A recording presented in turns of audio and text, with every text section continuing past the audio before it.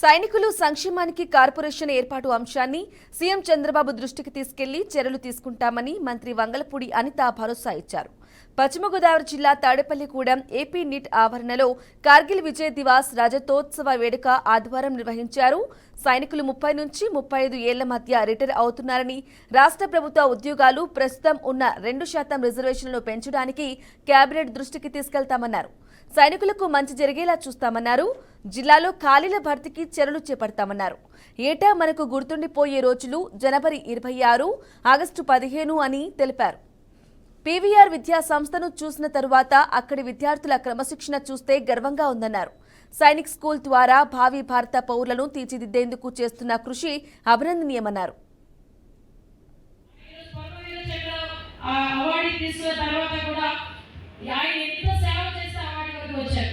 నిజంగా దేశం గురించి ప్రాణాలు అర్పించిన వారి పరిస్థితి చాలా ఎక్కువగా ఉంటుంది. ఇక్కడే ఒక గ్రామం కూడా ఉందన్నారు, మిలిటరీ మాధవర్. ఆ గ్రామం కూడా ఒకసారి నేను కూడా వెళ్ళాలి అనుకుంటున్నాను. మా సైనికులు డైరెక్టర్ గారు కూడా ఒకరోజు ఆర్గనైజ్ చేస్తే డెఫినెట్ గా నేను ఆ ఊర్లో కూడా వస్తాం. ఎందుకంటే అక్కడ కుటుంబంలో ఉన్న తల్లిదండ్రులకి, అక్కడ ఉన్న వాళ్ళ భార్యలకి, వాళ్ళ పిల్లలకి కూడా మనందరూ కూడా గౌరవించుకునే పరిస్థితి రావాలి. ఎందుకంటే ఈ రోజు కొడుకు బయటికి వెళ్తే చిన్న దెబ్బ తగులుతారేమో, బండొద్దు కారు కొట్టాలని అనుకునే తల్లిదండ్రులు. అది కూడా కారు ఇచ్చినా కూడా నెమ్మదిగా అనుకున్నా, ఎక్కడికి బయటికి వెళ్ళద్దు. వెళ్ళిన తర్వాత ఒక 10 ఫోన్లు చేస్తాం పిల్లడి ఇంటికి వచ్చేంత వరకు కూడా.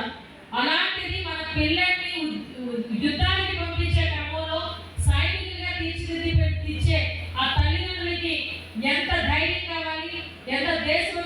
ఏం లేదు, ఒక సెంట్రల్ గవర్నమెంట్ నుంచి ఒక స్టోర్స్ ఇక్కడ మిలిటరీ స్టోర్స్ పెట్టించి క్యాంటీన్ పెట్టించమని చెప్పి వాళ్ళు అడుగుతూ ఉన్నారు.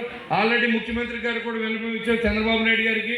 ఆయనకు కూడా చాలా దేశభక్తి, అదేవిధంగా మరి అందరినీ గౌరవించాలని ఆలోచన మన ముఖ్యమంత్రి గారి నోటీసులో కూడా ఉందమ్మా. ఇది కొంచెం దాన్ని ఏదైనా అవకాశం ఉంటే ఇప్పించమని కూడా నేను వాళ్ళ తరపున రిప్రజెంట్ చేస్తూ ఉన్నాను. అంతేకాకుండా పవన్ కళ్యాణ్ గారు ఈరోజు మిలిటరీలో ఎవరైనా చనిపోతే వాళ్ళ కుటుంబాల కోసం దాదాపుగా 3 కోట్ల రూపాయలని ఆయన అందజేసిన సందర్భం మీకు తెలుసు. అంటే దేశం అంటే గౌరవం. ఆయన ముందే చెప్తారు, జై హింద్ అనండి, ముందే మాత్రం చెప్పండి, ప్రతి పల్లెటూరులో జెండా ఎగరేయండి అని చెప్పిన అలాంటి ప్రభుత్వం నడుస్తూ ఉంది. ఇప్పుడు దాకా మన అనిత గారు ఈరోజు ఆ సీట్లో కూర్చునే ముందు కష్టాలు ఏంటంటే కార్గిల్ వారిలో ఎంత కష్టాలు పడ్డారో ఇవాళ తెలుగుదేశం కానీ బీజేపీ జనసేన నాయకులు అందరూ కూడా అదే రకమైన కష్టాలు అనుభవించి ఆ వారు చేసి ఇవాళ ఈ స్టేజ్కి రావడానికి ఆయన ఎన్నోసార్లు ఆవిడని మీరు చూసే ఉంటారు.